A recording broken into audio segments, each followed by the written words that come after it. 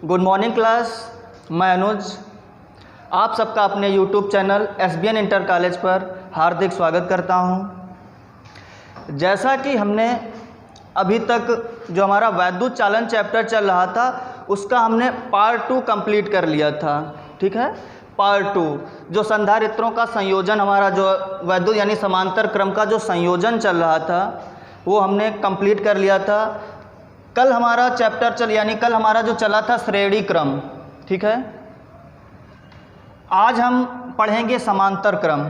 ठीक है, यानी जो प्रतिरोधों का समांतर क्रम संयोजन होता है उसके बारे में आपसे चर्चा करेंगे। प्रतिरोधों का समांतर क्रम। ठीक है, तो बात करते हैं समांतर क्रम संयोजन की।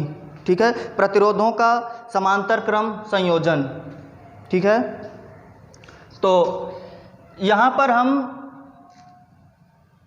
पढ़ने से पहले थोड़ा इसके बारे में चर्चा कर लेते हैं कि प्रतिरोधों का ऐसा संयोजन जिसमें सभी प्रतिरोधों के एक सिरे पर एक बिंदु पर तथा एक सिरे पर एक बिंदु तथा दूसरे बिंदु पर तीनों सिरों को जोड़ दिया जाता है, ऐसे प्रतिरोधों को हम क्या कहते हैं? समांतर क्रम का संयोजन कहते हैं। ठीक है, प्रतिरोधों का यानी पैरेलल। ठीक है, समांतर। ठीक है,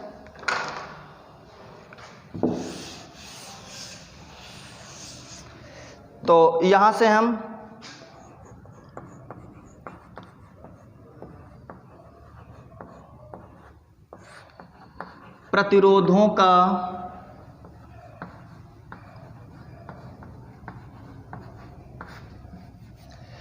प्रतिरोधों का समांतर क्रम संयोजन।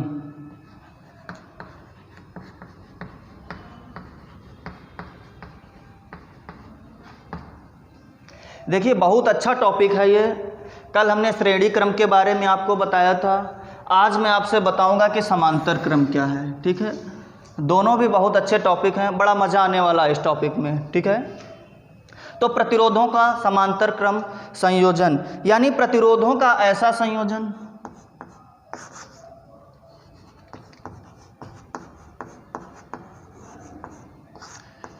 प्रतिरोधों का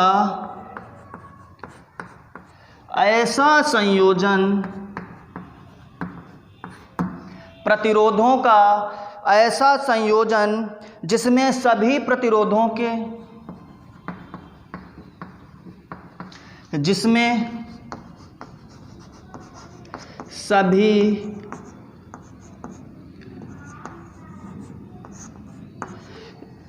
प्रतिरोधों का ऐसा संयोजन जिसमें सभी प्रतिरोधों के एक सिरे यानी जिसमें प्रतिरोधों के एक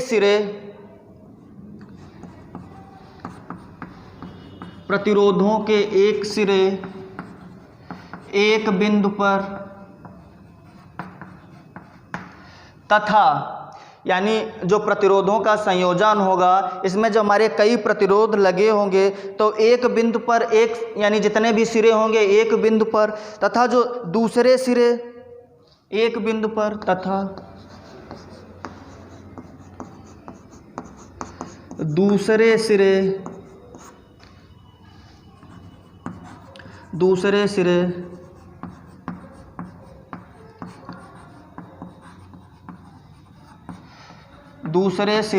दूसरे बिंदु पर जुड़े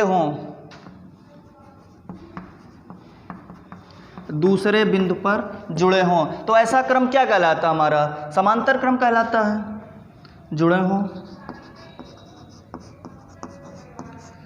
समांतर क्रम का संयोजन या समांतर क्रम कहलाता है। ठीक है, इस प्रकार से इसको हम डिफाइन कर देंगे। ठीक है, तो इसका हम फिगर देख लेते हैं किस तरीके से बनता है। यानी प्रतिरोधों का समांतर क्रम। ठीक है, तो देखिए इस तरीके से यहाँ पर हम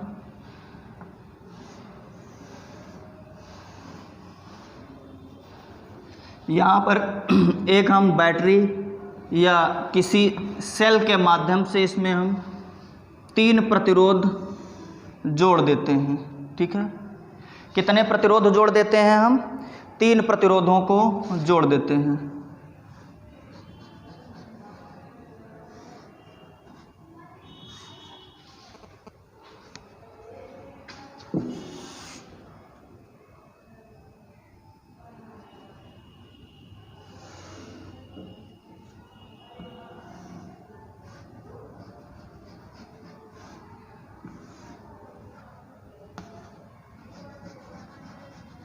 इस तरीके से।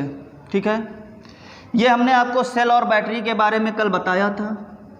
ठीक है, एक सिरा इसका प्लस होता है और एक सिरा इसका माइनस होता है।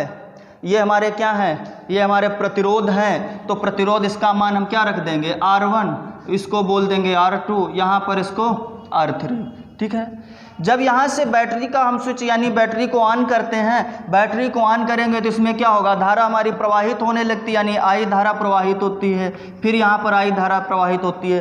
तो हमने कल आपको बताया था, ये हमारा मान लिया पॉइंट क्या है? A, और ये क्या है? बिंदु A और बिंदु B। ठीक है, बिंदु A है और बिंदु B है।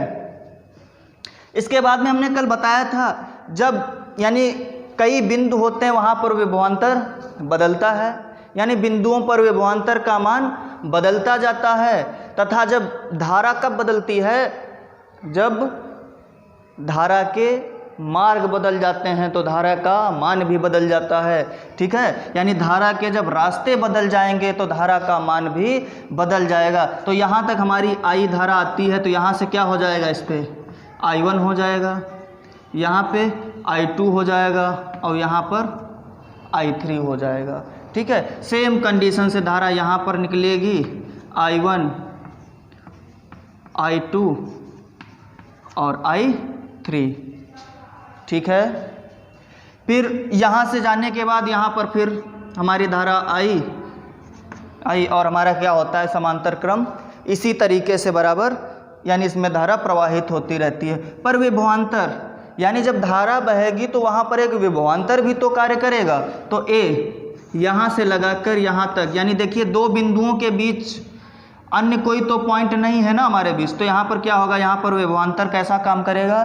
सिर्फ और सिर्फ V। तो देखिए यहाँ से हम डिफाइन कर सकते हैं इसको कि प्रतिरोधों का ऐसा संयोजन जिसमें सभी प्रतिरोधों को यानी सभी प्रतिरोधों को एक सिरे एक बिंदु पर, यानी सभी प्रतिरोधों के सिरे एक बिंदु पर तथा दूसरे सिरे दूसरे बिंदु पर क्या हैं? जुड़े रहते हैं। ठीक है, तो इस तरीके से हम इसकी थोड़ी सी हम लैंग्वेज लिख लेंगे। माना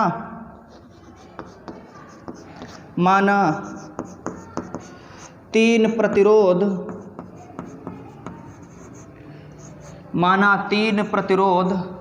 R1 R2, आप वहाँ पर देखकर लिख सकते हैं R2 व R3 समांतर क्रम में जुड़े हैं। समांतर क्रम में यानी माना 3 प्रतिरोध R1 R2 व R3 समांतर क्रम में जुड़े हैं तथा उनके सिरों पर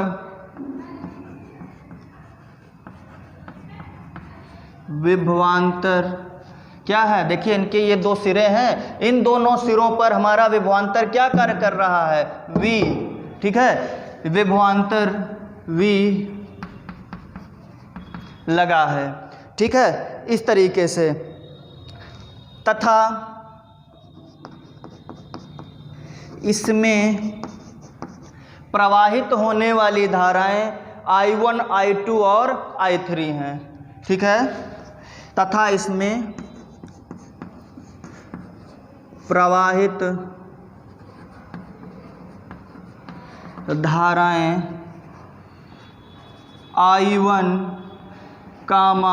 I2, I3 है।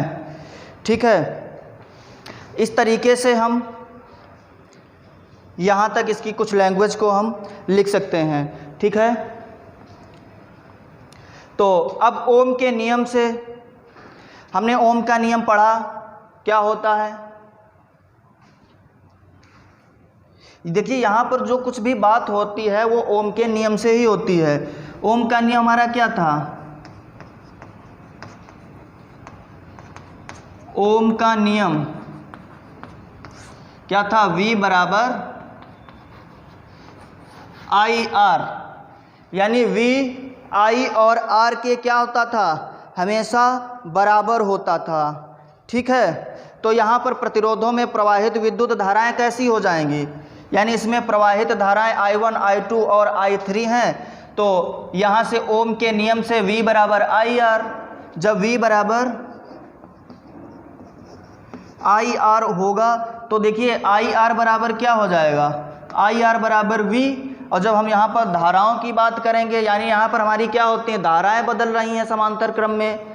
भाई देखिए श्रेणी क्रम में क्या होता था, हमारे विभवांतर V1, V2, V3 होते थे। ठीक है, और यहाँ पर बच्चों क्या हो रहा है, इसके प्रतिरोधों के जो इसमें धाराएं हैं वो अलग अलग बह रही हैं। तो I1, I2 और I3, तो इसका मान हम ओम के नियम से I के पदों में निकालेंगे। तो I बराबर क्या होगा, V अपान R। अब देखिए तीन प्रतिरोध लगे हैं, R1, R2, R3, और तीन धाराएं हैं I1, I2 और I3, और इसका जो विभवांतर है वो क्या है, V है। तो यहाँ से हम मान ओम के नियम से I1 बराबर क्या हो जाएगा, I1 बराबर V अपान R1, I2 बराबर क्या होगा, V अपान R2। ठीक है, I3 बराबर क्या होगा, V अपान R3। ठीक है, तो इस तरीके से तथा अब देखिए जब इतनी धारा है तो यहाँ पर हम तथा इस संयोजन में कुल धारा निकाल दें, यानी इस संयोजन की हम कुल धारा, तो संयोजन में प्रवाहित कुल विद्युत धारा क्या होगी, अतः संयोजन में प्रवाहित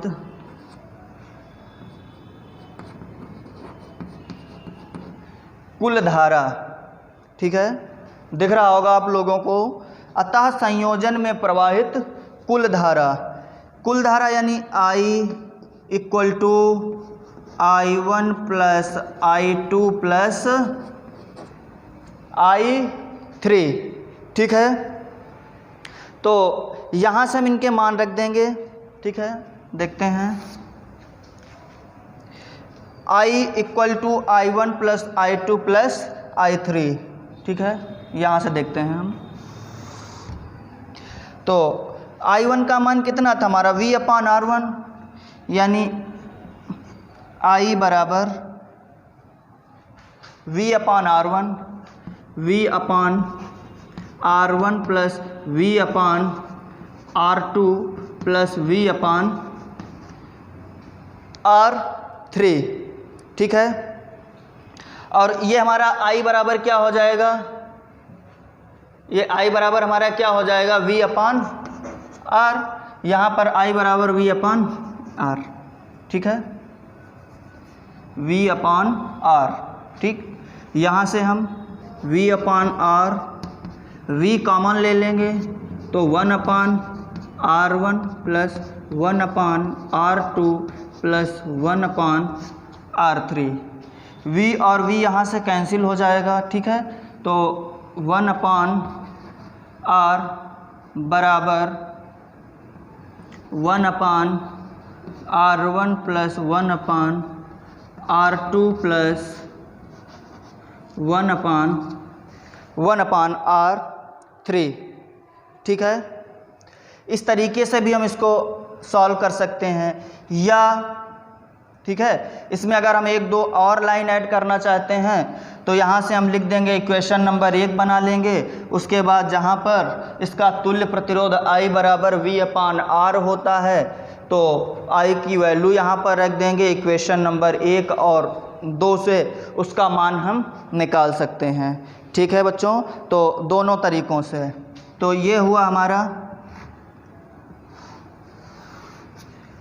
यानी समांतर क्रम, यानी प्रतिरोधों के समांतर क्रम संयोजन के तुल्य प्रतिरोध, यानी समांतर क्रम यानी प्रतिरोधों के समांतर क्रम संयोजन के तुल्य प्रतिरोध का समांतर यानी तुल्य प्रतिरोध का जो व्युत्क्रम होता है वो क्या कहलाता है? संयोजन में जुड़े सभी प्रतिरोधों के व्युत्क्रमों के योग के बराबर होता है।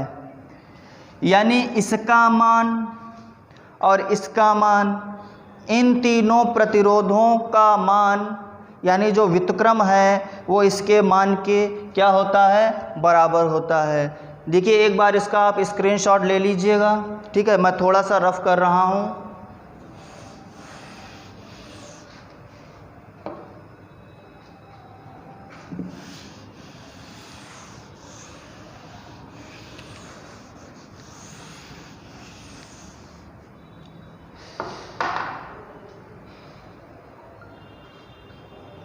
यहाँ से लिख देंगे अतः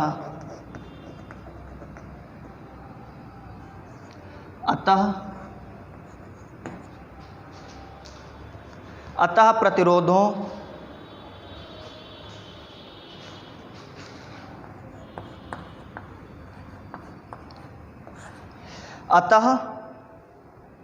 प्रतिरोधों के समांतर क्रम संयोजन के तुल्य प्रतिरोध, अतः प्रतिरोधों के समांतर क्रम के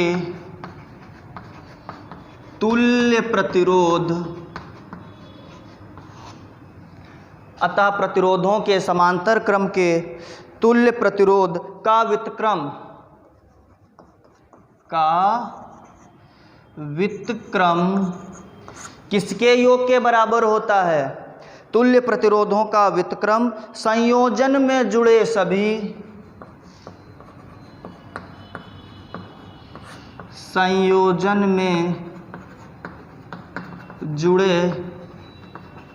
संयोजन देखिए हमारा ये संयोजन है तो इस संयोजन में जुड़े सभी प्रतिरोधों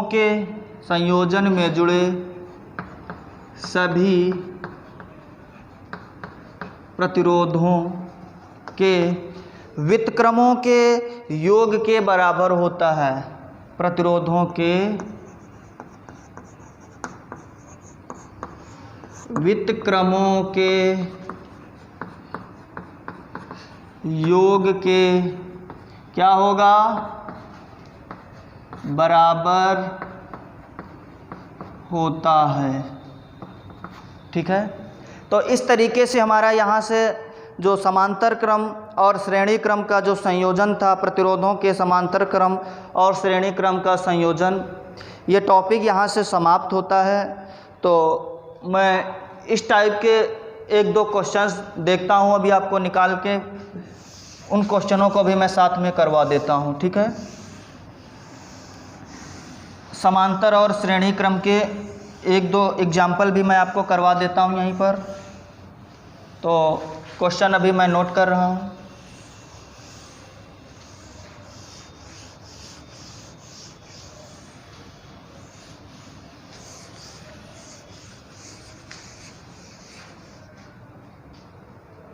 तो क्वेश्चन नोट कर लीजिएगा आप लोग भी। एग्जाम्पल मैं नोट करवा दे रहा हूं आपको। यदि 2 ओम तथा 4 ओम तथा 5 ओम के प्रतिरोध, यानी कह रहा यदि 2 ओम और कितना 4 ओम तथा 5 ओम के प्रतिरोध, 2 ओम 4 ओम तथा 5 ओम के प्रतिरोध, ठीक है, 2 ओम 4 ओम 5 ओम के प्रतिरोध किसी परिपथ में समांतर क्रम में लगे हों, किसी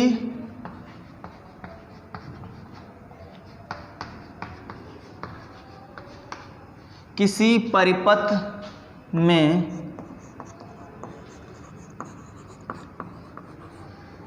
समांतर क्रम में लगे हों, समांतर क्रम में लगे हों, ठीक है। तो संयोजन का कह रहा तुल्य प्रतिरोध क्या होगा, तो संयोजन का तुल्य प्रतिरोध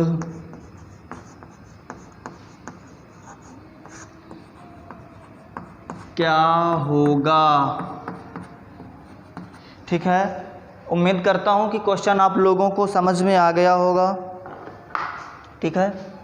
यानी कह रहा यदि 2 ओम 4 ओम तथा 5 ओम के प्रतिरोध किसी परिपथ में समांतर क्रम में लगे हों, समांतर क्रम में यानी इस तरीके से, ठीक है।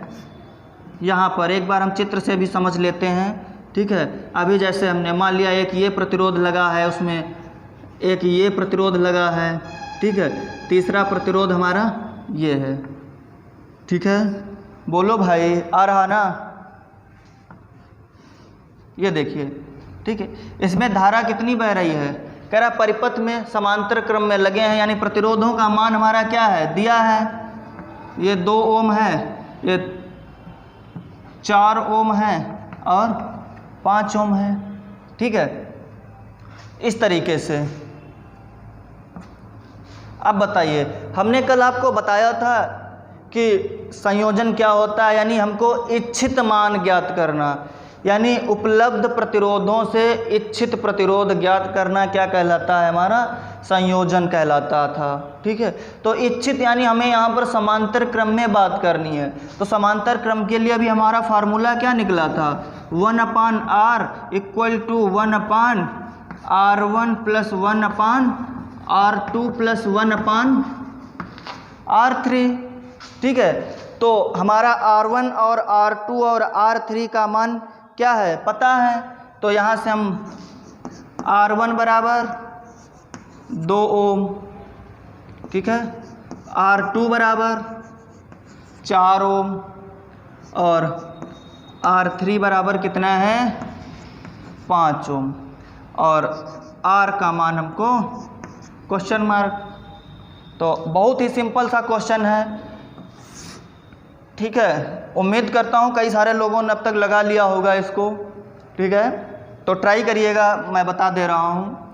तो 1/, क्या होगा, R = 1/, देखिए R1 का मान कितना है, 2 प्लस R2 का मान भैया कितना है, बोलो भाई, R2 का मान 4, R3 का मान कितना है, 1/5। देखिए इन तीनों का हम एलसीएम ले लेंगे, 4 पंचे 20, यानी एलसीएम कितना आएगा इसका, 20।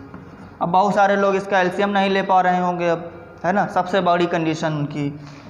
तो 2 इसका इसमें भाग देंगे हम, 10 आएगा, 10 से कम 10 प्लस 4 पंचे 20, 5 एकम 5 और 5 चौके 20, 4 एकम 4, ठीक है। ये हमने इसका एलसीएम निकाला है, ठीक है। अगर अब एलसीएम नहीं ले पाते हैं तो कक्षा 5 में जाइएगा तुरंत, 2 4 और 5, ठीक है। तुरंत कक्षा 5 में पहुँचे, वहाँ से एलसीएम सीखिए पहले।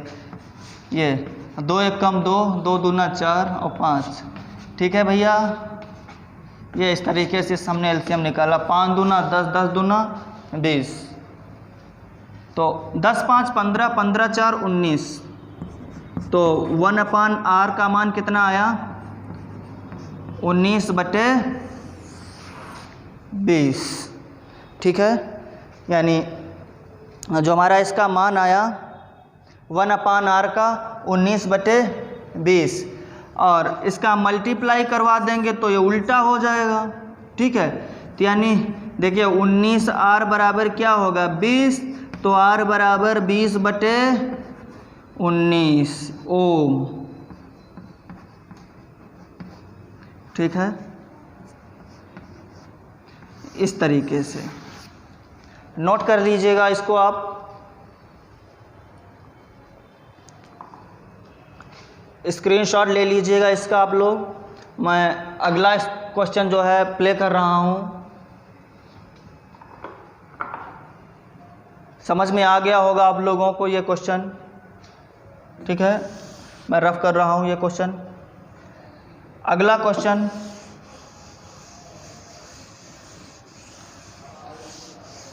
कुछ क्वेश्चंस ऐसे होते हैं जो एग्ज़ाम के पॉइंट ऑफ व्यू से 1 नंबर में या 2 नंबर में हमारे सामने आ जाते हैं, ठीक है। और जिसको देखकर आप लोग काफ़ी क्या होता है, घबरा जाते हैं एकदम, ठीक है।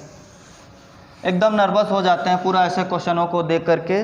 तो वो क्वेश्चन हम थोड़ा कर लेते हैं। देखिए क्वेश्चन है, वो हमारा क्वेश्चन है, देखिए फिगर में आता कह रहा है कि यानी चित्र में बिंदुओं ए व बी की तुल्य प्रतिरोध ज्ञात कीजिए। यानी तुल्य प्रतिरोध ज्ञात करना है, तुल्य प्रतिरोध ज्ञात कीजिए, ठीक है। तुल्य प्रतिरोध ज्ञात करना है। क्वेश्चन ये है हमारा इस तरीके से।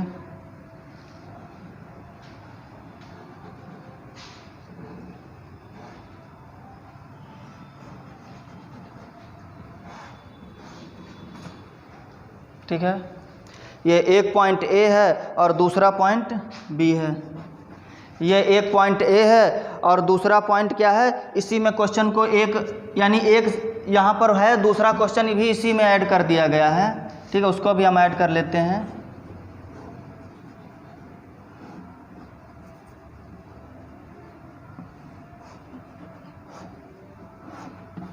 ठीक है, इस तरीके से एक पॉइंट हमारा ए दे दिया गया है और दूसरा भी पॉइंट हमारा जो है यहाँ पर इसको हमने बी दे दिया गया और कह रहा है कि तुल्य प्रतिरोध ज्ञात करना है। अभी जैसे आप लोगों को समांतर क्रम और श्रेणी क्रम दोनों पढ़ाए गए थे, तो ये हमारा कौन सा संयोजन है, समांतर क्रम है यानी पैरेलल है, ठीक है। ये भी कैसा है, पैरेलल है। तो इन दोनों को कह रहा है कि आपस में अगर जोड़ दिया जाए, और जब जोड़ दिया जाए तो वो प्रतिरोध हमारा कैसा प्रतिरोध कहलाता है, तुल्य प्रतिरोध कहलाता है। और इनके हमारे पास क्या हैं, मान दिए हुए हैं, ठीक है। इसके मान क्या है हमारे पास, दिए हुए हैं। तो मान, इसका मान कितना है, 2 ओम, इसका भी मान 2 ओम, ठीक है।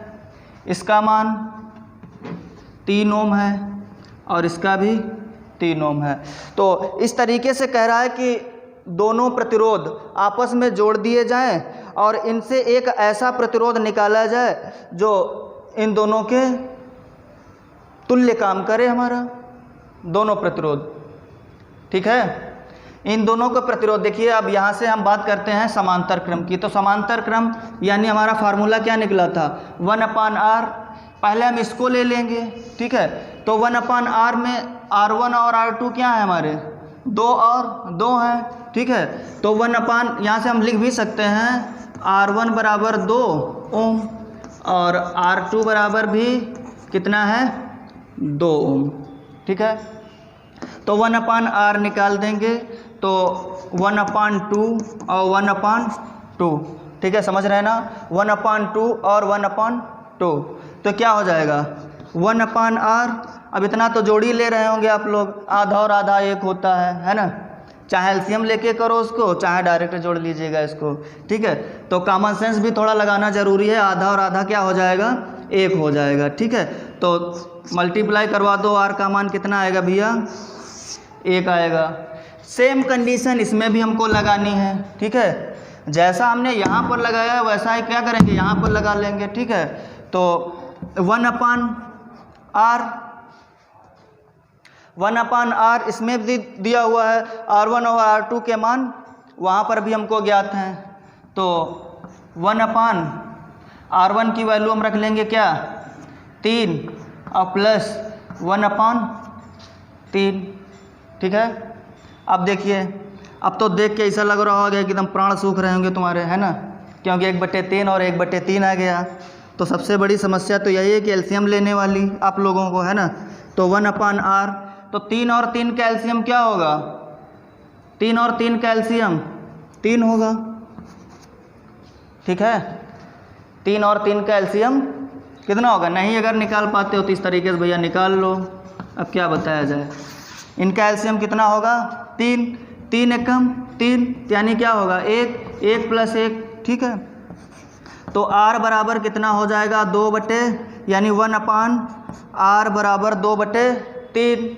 ठीक है, तो मल्टीप्लाई करवा देंगे, ये R है तो 2R बराबर 3, तो R बराबर क्या आएगा भैया? 3/2। ठीक है, तो यहाँ पर एक हमारा मान R का, इसको हम चाहें तो RS का मान लेते, इसको RP कर दें, कोई दिक्कत नहीं। तो एक तो मान हमारा आया था 1 और दूसरा आया 3/2। ठीक है, एक हमारा मान आया था RS का, पहले वाले प्रतिरोध का मान आया कितना? संयोजन का 1, और दूसरे वाले का मान कितना आया? 3/2।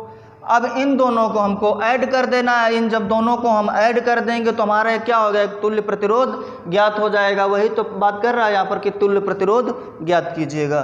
तो तुल्य प्रतिरोध देखिए, यानी R बराबर RS प्लस RP। ठीक है, तो RS और RP इसका मान 1 और प्लस क्या, इसका मान कितना आया भैया? 3/2। तो R की वैल्यू यहाँ पर, इसका एलसीएम कितना आ जाएगा? 2। ठीक है, इसका एलसीएम कितना आ जाएगा? 2, तो यहाँ पर आ जाएगा 2 + 3, यानी R बराबर 5/2। देखिए हमने यहाँ पर एलसीएम लिया था, 1 दूना 2 और 2 एकम 2 आ जाएगा ऊपर। ठीक है, तो यहाँ से 3 हमारा आएगा, तो 5/2। तो R की वैल्यू 5/2, यानी इसका आधा, तो 2.5। ठीक है, तो यहाँ से हम पता कर सकते हैं कि अगर किसी भी संयोजन, यानी कोई भी हमारा समांतर क्रम का संयोजन है, वहाँ पर जब कई प्रतिरोध लगे हों, ठीक है, कई प्रतिरोध लगे हों, और हमको वहाँ पर कई सारे प्रतिरोध ना लगा करके एक ऐसा प्रतिरोध लगाना है जिसका मान 2.5 हो, और ये 3 ओम 2 ओम 2 ओम 2 ओम, इतना सारा झंझट हमको वहाँ पर ना करना पड़े, तो वो काम हमारा क्या कहलाएगा? प्रतिरोध, यानी समांतर क्रम संयोजन। ठीक है, तो मैं आज की क्लास को यहीं पर वाइंड अप करता हूँ। अगला पार्ट आपको अगली क्लास में मिलेगा। ठीक है, जो कि अगला हमारा नया चैप्टर होगा। Okay, thank you class.